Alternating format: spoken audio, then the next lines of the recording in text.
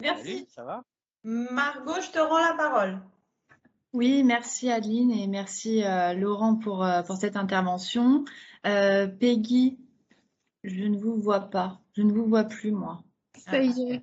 Ah, Bonjour Margot, bonjour bonjour Adeline, Peggy. Bonjour Peggy. bonjour à tous. Donc on va terminer cette journée par une dernière intervention.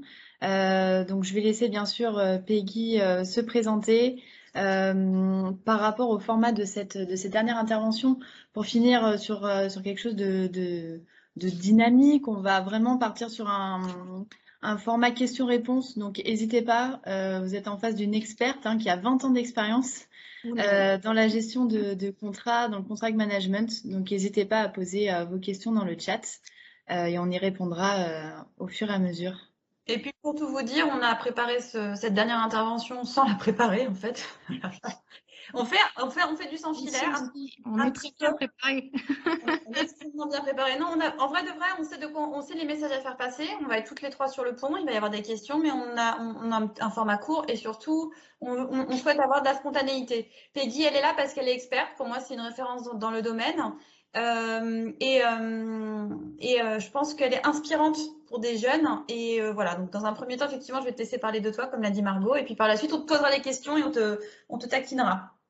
Oui, donc le but, c'est effectivement que vous nous posiez le plus de questions possible, puisque aujourd'hui, je viens en tant que représentante du contract management chez Engie. Donc Engie, c'est quand même une grande entreprise, 170 000 salariés, 20 milliards de chiffre d'affaires, présent dans le monde entier. Et aujourd'hui, la vocation, la stratégie d'Engie, c'est d'assurer la transition vers un monde zéro carbone.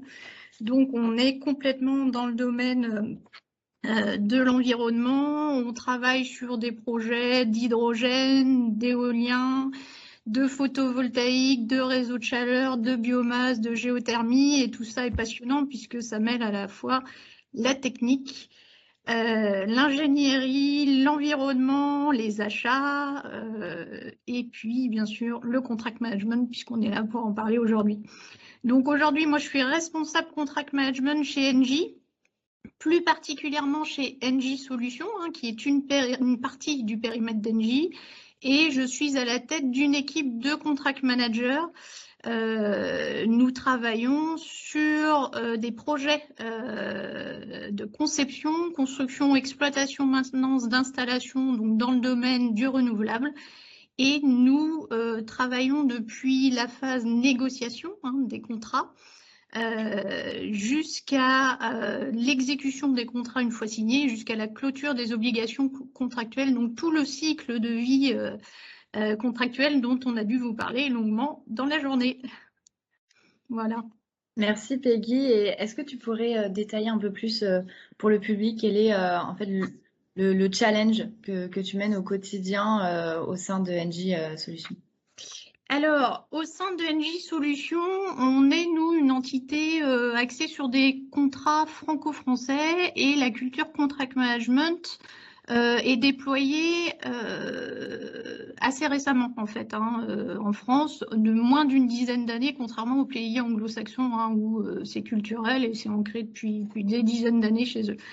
Donc aujourd'hui, les challenges, le quotidien, moi, c'est vraiment de déployer des outils et des méthodes reliés au contrat qui puissent servir à toutes les fonctions support qui vont avoir à utiliser le contrat.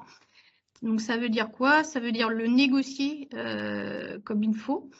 Et là, on a nos commerciaux qui agissent dès le démarrage et nos acheteurs.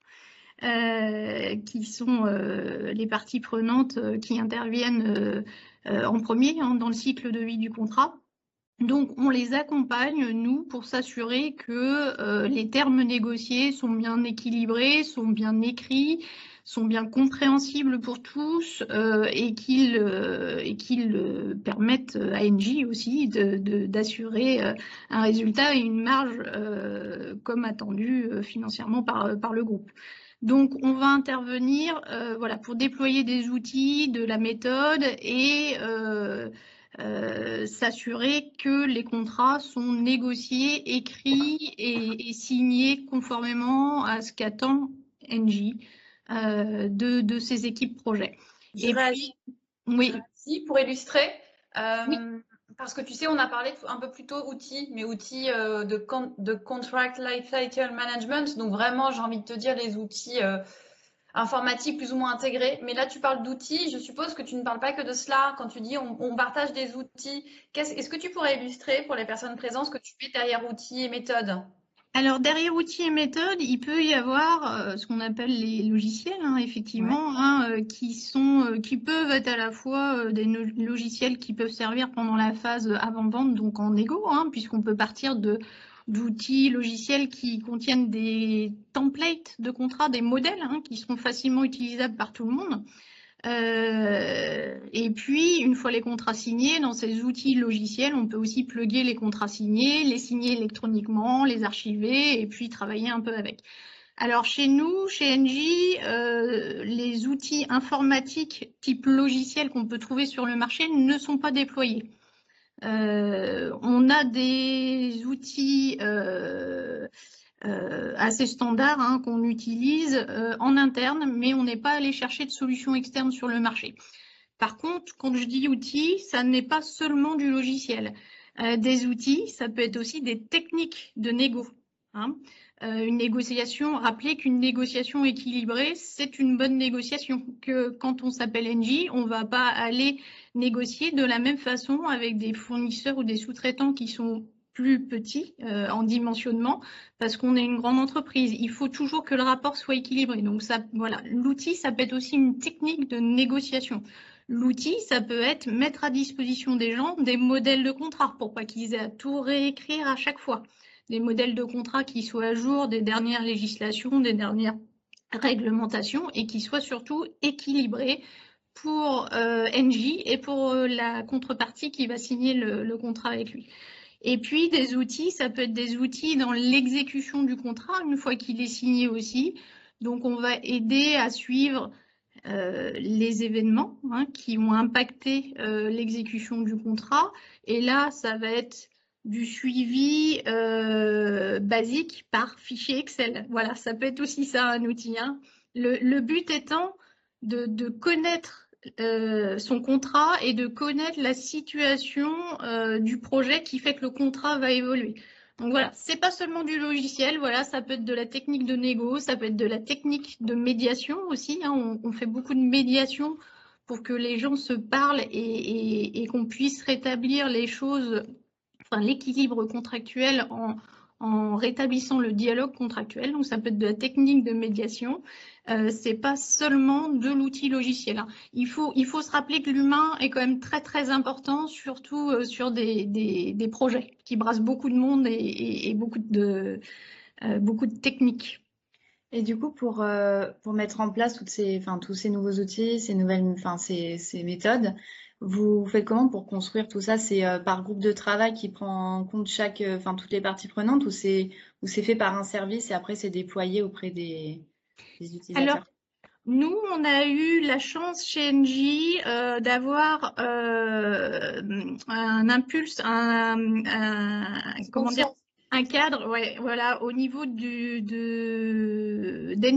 SA, le corporate chez nous, qui nous a dit pour nous le contract management c'est important, donc il faut que vous sachiez négocier vos contrats, il faut que vous sachiez les exécuter parce qu'on considère que ça préserve la marge de l'entreprise. Et donc en partant de là, nous, on a eu l'autorisation de s'organiser comme on le souhaitait pour que le contract management soit déployé et soit déployé parmi toutes les fonctions support. Donc, ça passe par des services dédiés au contract management, mais ça passe aussi par des services, par les services achats, par les services juridiques, par les services de performance, par la direction technique. Et on a travaillé tous ensemble pour, par exemple, éditer un guide du contract management qui nous sert un peu de fil conducteur dans le métier. Et puis, on fait régulièrement des formations ensemble pour sensibiliser les gens aux aspects contractuels, rappeler que le contrat, c'est quelque chose d'important et qu'il faut s'en servir tout au long de la vie des projets. Et par exemple, encore récemment, on a fait une formation avec la direction des achats pendant 3 jours pour les sensibiliser voilà, aux techniques de négociation, à l'importance d'avoir des documents équilibrés, de savoir une fois qu'on les a signés, ce qu'on a signé comme obligation et de les respecter, et puis de voir les techniques de règlement amiable des litiges, de traitement d'une réclamation, de traitement des avenants, etc. Donc voilà, c'est à la fois un support méthodologique qui vient du contract management, mais c'est l'ensemble des parties prenantes qui s'y met, parce qu'il n'y a pas un contract manager derrière chaque contrat. Chacun est responsable du contract management. Justement, en fait, en cela, et je sais que tu n'étais pas là toute la journée, mais là tu reprends, tu fais une forme de synthèse de tout ce qu'on a dit et c'est très bien. Et ça me permet de reboucler avec une question. Tu as dit aussi plutôt que le cœur du sujet, c'est l'humain, ne l'oublions pas, et c'est tout à fait ça. On nous pose la question, et c'est logique, il y a beaucoup de parties prenantes. Et la question, c'est comment gérer au quotidien le périmètre d'intervention des interlocuteurs sur un même projet. Le chef de projet, le contract manager, les gens de la technique, les opérationnels, les acheteurs. Peut-être que, mais là, peut-être que dans les fameux outils que vous mettez à disposition, c'est aussi des RACI qui permettent de savoir qui fait quoi. Enfin, cette fameuse méthode que d'ailleurs on impose à tous nos étudiants au passage. Vous voyez ? Très bien, bravo. C'est vrai, c'est vrai. Une petite pub pour nous, mais je te laisse la main parce que c'est une question extrêmement importante finalement. Alors effectivement, la méthode RACI, on l'utilise aussi, puisqu'évidemment, on ne peut pas non plus être derrière tout le monde, donc il faut que chacun soit sensibilisé, chacun soit responsabilisé à faire cette action de contract management, donc de suivi de ces contrats. Et aujourd'hui, sur chaque projet, un projet chez nous, c'est entre 1 an et 20 ans. Hein, on construit entre 1 an et demi et 4-5 ans et on exploite après les installations qu'on a construites pendant 10, 15, 20 ans. Donc évidemment, on ne peut pas être derrière tout le monde et surtout pas sur des longues durées comme ça. Donc aujourd'hui, effectivement, on va, quand un projet se met en place, éditer un project management plan pour dire qu'est-ce qu'on fait. Et on va éditer dans ce project management plan, donc plan de management de projet, la méthode de gestion du contrat, donc qui fait quoi avec le contrat, et on va annexer à tous ces documents qui organisent la vie du projet une grille RACI pour dire qui fait quoi, y compris sur la partie contrat. Et donc on va se répartir entre le chef de projet qui va prendre peut-être la relation avec le client, l'acheteur qui va peut-être prendre plus spécialement la relation avec les sous-traitants et les fournisseurs, le contract manager qui va prendre plus facilement, lui, la sensibilisation à l'analyse contractuelle, la mise en place des outils et méthodes, le traitement des réclamations, par exemple, etc., etc. Et donc, on va tous se répartir les tâches. Et c'est variable en fonction des projets et en fonction de la sensibilité de chacun, parce qu'on va aussi regarder dans l'équipe projet qui a la fibre contrat, parce qu'il faut aussi aimer ça, hein. C'est un petit peu un métier de passion, hein. Alors, ça passionne pas tout le monde le contrat, mais quand on est dedans, on aime bien. J'ai commencé la journée en disant ça, donc effectivement, il faut quand même avoir envie d'y mettre le nez, dedans, effectivement. Oui, ouais. Et en fonction des appétences de chacun, soit des compétences acquises voilà, par un parcours universitaire ou de l'intérêt que la personne porte au contrat, et ben, on va lui donner telle ou telle casquette, telle ou telle responsabilité pour gérer les événements du contrat, gérer les négos, les réclamations, les événements qui impactent le planning, le budget, les prestations à réaliser. Et donc, oui, on va se servir de la méthode RACI pour clarifier tout ça, parce qu'il est important, une chose est importante, c'est que les gens sachent ce qu'ils doivent faire. Parce que quand une personne ne sait pas qu'elle est en charge de la partie de contrat et que ce n'est pas naturellement quelque chose qui lui importe, elle n'ira pas le faire. Par contre, si on lui a dit, elle doit le faire. Donc, c'est quelque chose qu'on essaye d'organiser, effectivement. Tout à fait. On a derrière l'écran, on a une bonne partie de on a pas mal de monde, on a une bonne partie de nos auditeurs, nos spectateurs qui sont là aussi pour découvrir le métier, la fonction. Et on a un vrai sujet qui revient tout le temps, et nous, on peut l'oublier un peu, Peggy, parce que nous ne sommes pas en passe d'arriver sur le marché du travail, et non, malheureusement, on y est depuis un petit moment, mais on a des profils juniors qui sont des profils bien câblés, bien robustes en management de projet, en management de la relation client, en management de la relation fournisseur, qui s'intéressent au métier et qui me disent tous: oui, mais madame, on est junior et on voit qu'il faut de l'expérience partout. Il y a écrit le contract management, il faut de l'expérience. Alors, la question que je te poserai est la suivante, de ton expérience à toi, Est-ce que tu penses aujourd'hui qu'il y a j'ai mon avis bien sûr, mais est-ce que tu penses qu'il y a une place pour les juniors sur le marché du contract management et laquelle? Alors oui, 10 000 fois oui, 100 000 fois oui. Hein, vive les juniors, hein, c'est quand même avec eux qu'on retrouve, nous, le dynamisme de notre fonction. Alors, un conseil à titre personnel qui n'a rien à voir avec mon parcours de contract manager, même si vous voyez 5 ans d'expérience sur une annonce, postulée. Tant que vous êtes motivé et que vous démontrez vos capacités, vous serez embauché. Voilà, faut pas que ça vous rebute. On a tous commencé junior. On a tous répondu à des annonces en étant junior qui demandaient 3, 4, 5 années d'expérience et je vous assure qu'un profil motivé, dynamique fait toute la différence. Voilà. Donc ça c'est un conseil perso, rien à voir avec le contract management, mais voilà. Mais c'est vrai, je te rejoins à 100% Ouais. et voilà, je partage. Voilà. Ça Après, fait, pardon. Non, j'allais dire, ça fait écho à un autre webinaire qu'on a eu nous tous, étudiants, il n'y a pas longtemps, justement sur qu'est-ce que recherchent les recruteurs aujourd'hui. Donc, on a beaucoup parlé des soft skills. Et du coup, j'allais vous demander, donc demain, si en tant que junior, imaginons, je postule à un poste de contract manager, donc je suis prise en entretien. Qu'est-ce qui va faire la différence là, par exemple, en tant que junior, avec aucune expérience, qu'est-ce qui fait la différence pour vous? Donc, le début de la question, c'était l'employabilité des juniors. Donc oui, allez-y, postulez. Aujourd'hui, le métier de contract manager a le vent en poupe. Ça veut dire quoi? Ça veut dire qu'il y a plein d'annonces et ça veut dire qu'on ne trouve plus de candidats parce que tous ceux qui devaient être employés sont employés. Voilà, il faut le dire simplement. Donc, il y a des possibilités, il y a des opportunités. Donc, allez-y, surtout, n'hésitez pas. Ensuite, qu'est-ce qui fait qu'on irait chercher ou qu'on irait recruter peut-être un junior par rapport à quelqu'un qui a 2, 3 ans d'expérience? Eh bien, voilà, enfin Margot, tu l'as dit tout à l'heure, hein, les soft skills, le dynamisme, une aisance à l'oral comme à l'écrit.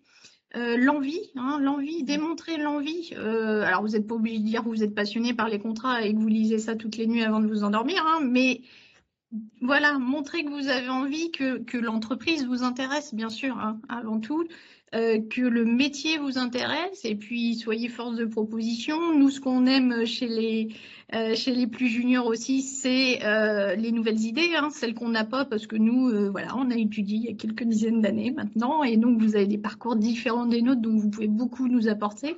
Donc la partie soft skills, oui, savoir-être est très, très, très, très importante. Je dirais presque 50% avec le savoir-faire, hein, voire peut-être même plus maintenant. Donc très très important pour nous.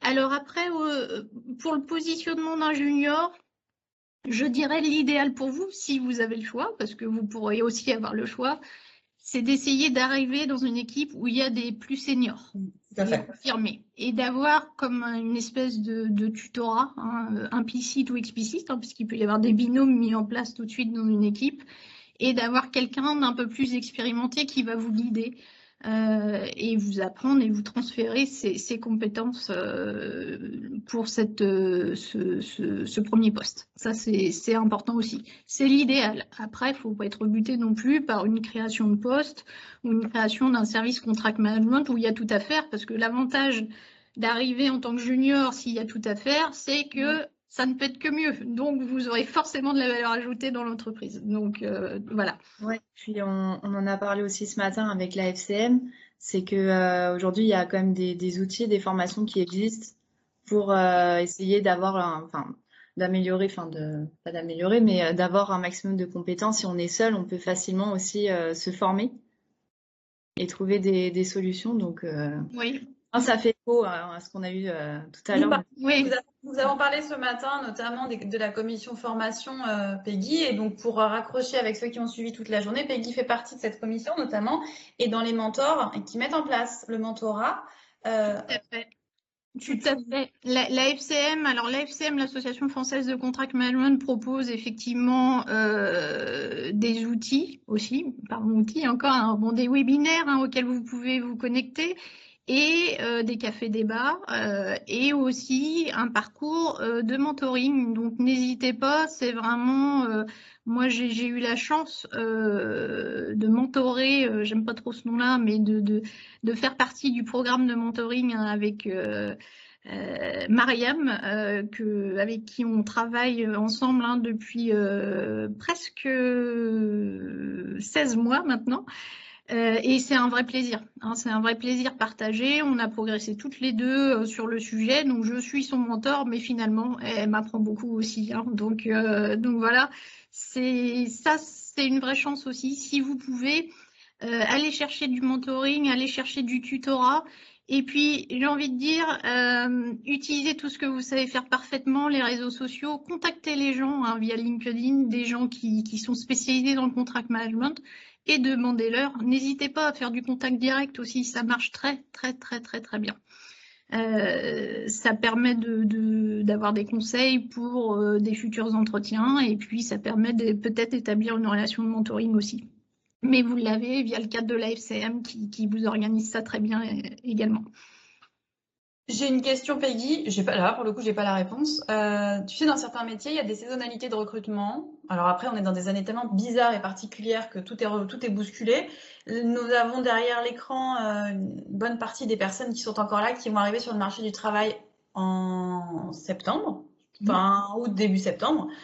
Est-ce que tu sais s'il y a une saisonnalité peut-être dans les grosses structures? Je sais que oui, on m'a parlé de projets de recrutement pour j'ai effectivement la rentrée. Est-ce que tu as une lumière par rapport à ça? Alors, saisonnalité, non. Moi, j'ai vu toutes les périodes hein, pour le recrutement dans les grandes entreprises. En revanche, n'oublions pas, et ça, je sais que vous n'aimez pas, vous, les plus jeunes, les process dans les grandes entreprises sont longs. Sont assez longs. Voilà, ça passe par des circuits assez variés et surtout qui prennent du temps. Donc, peut-être anticiper, hein, vous l'avez sûrement fait déjà. Si vous voulez envoyer vos CV dès maintenant, envoyez vos CV dès maintenant.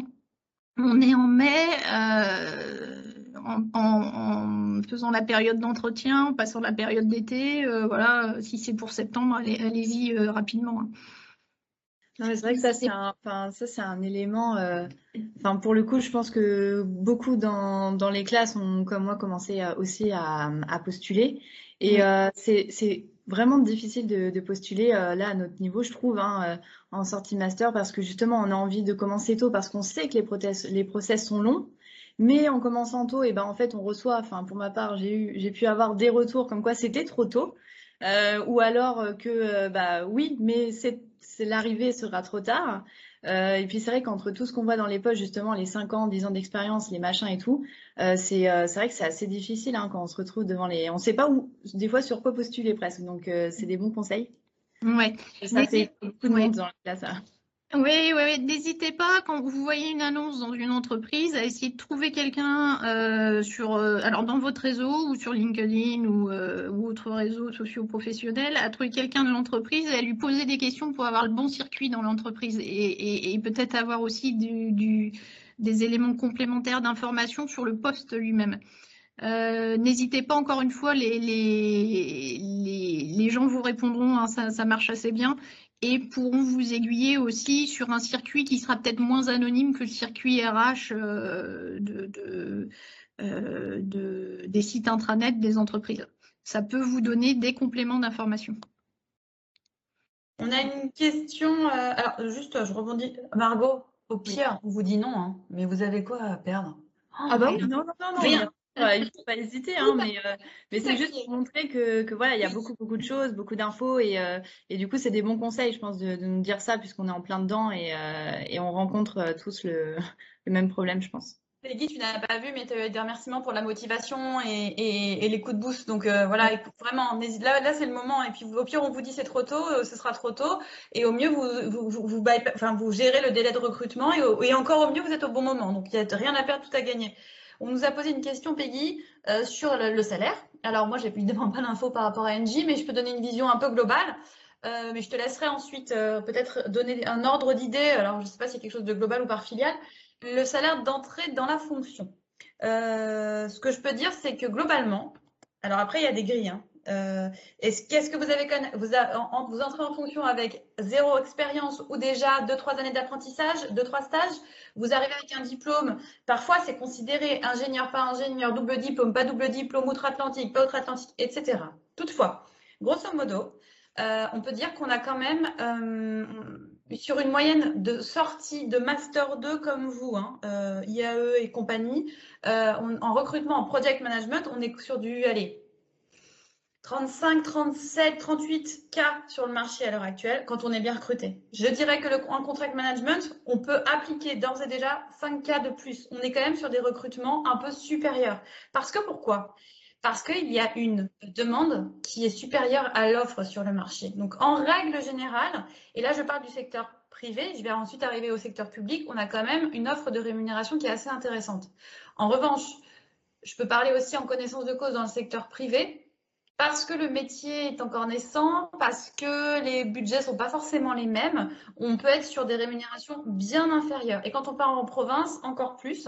Donc effectivement, j'ai vu des entités publiques, là j'y pense, en ce qui recrutent en ce moment, on est plutôt autour de 30 cas, c'est beaucoup plus bas.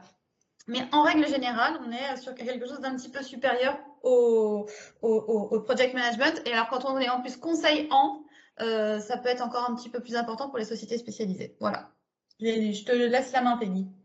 Je rejoins à peu près les chiffres que tu as donnés. Après, bon, c'est variable aussi en fonction de, voilà, si vous travaillez sur des projets franco-français, si vous êtes à l'international. Donc, il y a aussi encore d'autres critères. Au-delà du salaire, alors, il y a aussi des analyses qui existent sur les salaires, y compris pour le contract management, donc je pourrais vous les faire passer. Voilà, en tout cas, pour une première expérience, ne vous laissez pas non plus bloquer par le salaire. Une première expérience, ça vous permet aussi de vous faire une première référence pour votre CV, peut-être d'intégrer une grande entreprise ou une plus petite si c'est votre souhait. J'ai envie de dire, laissez-vous porter plutôt par le projet lui-même, peut-être avant d'aller sur des prétentions salariales qui pourraient être trop élevées, mais en tout cas, fiez-vous à ce que votre école, votre université vous a donné comme critères, puisqu'il vous dit généralement vos critères d'employabilité, y compris le salaire. Et puis, essayez surtout d'aller trouver un projet et une équipe qui vous intéresse. Ça fait autant que le salaire. C'est aussi important. C'est juste. Merci. On a une nouvelle question aussi dans le chat par rapport au domaine des énergies. Donc, quelles peuvent être les formations pour monter en compétences dans le domaine des énergies pour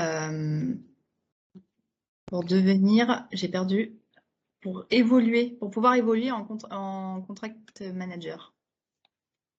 Alors, il n'y a pas, vous n'aurez pas de formation qui relie contract manager et énergie. Vous avez aujourd'hui en France des formations qui sont généralistes, c'est-à-dire où vous pourrez vous positionner en contract manager, quel que soit le domaine. Par contre, si vous êtes contract manager sur des projets IT ou sur des projets industriels, c'est pas du tout la même chose non plus. Donc, la formation sera généraliste et vous permettra d'acquérir les compétences de base pour du contract management. Vous pouvez aller voir les formations proposées par le DU par Assas Paris 2, par exemple, qui sont des formations diplômantes, ou par d'autres organismes qui proposent des formations plus ponctuelles. Vous n'aurez pas de formation dédiée à telle typologie de métier ou telle autre. Pas encore. C'est pas encore, sauf erreur de ma part, je peux toujours me tromper, c'est pas encore déployé à ce niveau-là. Par contre, une formation qui vous donne les qualifications de base vous permet normalement d'aller sur n'importe quel métier faire du contract management. L'essentiel, c'est d'aimer la matière contrat, aimer la négocier, bien l'écrire. Après, bien guider les gens pour que l'exécution soit conforme aux attendus et de l'entreprise et du contrat et du client ou du sous-traitant, du fournisseur. Et vous pourrez normalement, avec des bases acquises solides, aller sur n'importe quelle typologie de projet. On a une question qui concerne le VIE et est-ce que c'est Claude qui est toujours là qui pose la question VIE, Contract Management. Oui, c'est envisageable et c'est marrant, ça reboucle aussi avec un autre rendez-vous qu'on a pu avoir sur le VIE. Ça permet effectivement de maximiser l'expérience internationale, nouvel environnement. C'est très intéressant d'un point de vue organisation et finance, d'un point de vue réseautage. Et oui, oui, c'est tout à fait envisageable et ça peut être une super expérience. Oui, tout à fait. Oui, c'est l'idéal. Ouais. Moi, j'aurais adoré à titre personnel. C'est clair. En tout cas, voilà, donc chez Engie, on déploie le contract management comme le souhaite le groupe, hein, puisque c'est une politique groupe chez nous qui a été éditée pour qu'on puisse déployer les outils et méthodes du contract management. On a des contract managers sur les projets franco-français et à l'international, donc dans les BU où on est déployé, les business units, hein, où on est déployé dans le monde entier aujourd'hui. Donc sur des projets industriels comme sur des projets IT, hein, par exemple, on a Engie IT hein, qui dispose d'une équipe de contract managers bien identifiée également. Et puis, c'est un métier qui se développe, qui a le vent en poupe chez nous. Les acheteurs sont beaucoup sur cette thématique-là aussi hein, pour renforcer leurs compétences et leur manière d'utiliser les contrats avec leurs sous-traitants, leurs fournisseurs pour des accords cadres, pour négocier des réclamations, etc. Donc, c'est vraiment un métier qui est mis en lumière aujourd'hui et qui se développe à vitesse grand V, hein, qui se structure. On dispose de formation interne également pour monter en compétences. Donc, c'est vraiment un métier en lumière aujourd'hui. D'accord, et bah Peggy, merci beaucoup pour ton intervention. C'était très clair. Je pense que ça a donné vraiment une bonne vision aux participants qui ont suivi toute cette journée. Et ça a permis vraiment de conclure vraiment la journée par rapport au fil rouge qu'on a donné, qui était donc le contract management, un facilitateur de projet pour toutes les parties prenantes de l'entreprise, dont les achats et la relation client. Donc c'est parfait. Merci beaucoup. Merci Margot, merci Adeline, merci à tous. Alors, j'ai pas vu les questions, j'ai pas eu le temps de voir les questions moi sur le côté, mais s'il y en a plus précisément, je répondrai via Adeline et Margot à la suite. Je pense qu'on les a un peu plus au fur et à mesure, mais on te les fera passer, on va regarder. Et puis, il y a déjà des gens qui vont te suivre sur LinkedIn et t'adresser leur CV, c'est dans le chat. Alors, n'hésitez pas, hein, et puis toute question aussi, voilà, je répondrai. Alors, au fur et à mesure, s'il y en a beaucoup, mais je répondrai. Avec plaisir. Merci à vous. Merci. Bonne journée. Au revoir. Au revoir.